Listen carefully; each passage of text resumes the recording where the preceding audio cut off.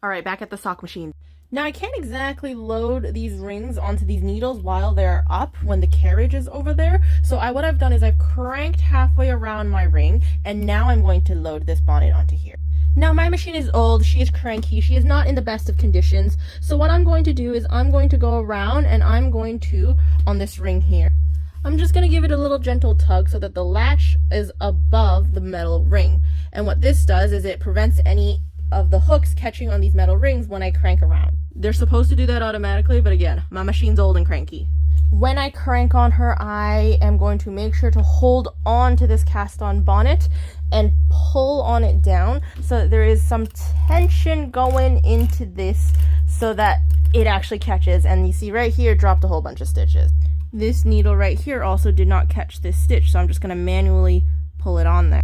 Now from here, I'm going to take a weight buckle and attach it to my knit cast on bonnet, and then take some weights and hook it onto that, and I can just keep cranking away. Every single time I go around this sock once is one row of stitches. Now the way you make heels and toes is you knit only half of this. So you see I have these needles raised up out of position so they will not be knit, and I will just knit half rows until I get to the toe of my sock or until I get to the point of my heel, and then I increase until I start knitting in a full round again. However, if there's not enough weight on all of my stitches, they will start to rise up and then they will not pull down and form stitches and make the latch hooks work properly. So whenever I do heels or toes, you need to actually add weights hanging specifically from here.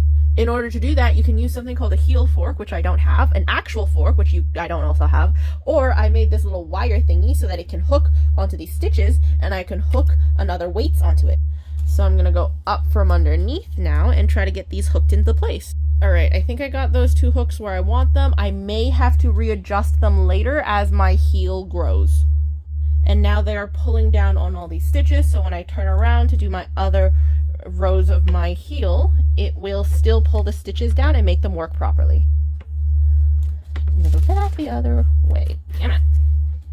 Now that I've done that row, I can lift one of these needles out of positions, and then it gets shorter and shorter and shorter. You may notice though that as I reverse to go back the other way, my yarn carrier moves, but now I have an extra bit of yarn. So then I must come over to my yarn mast up here, and I need to put my heel hook on the yarn.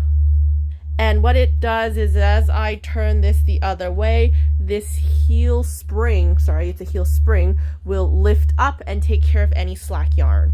And that's essentially how a sock machine works.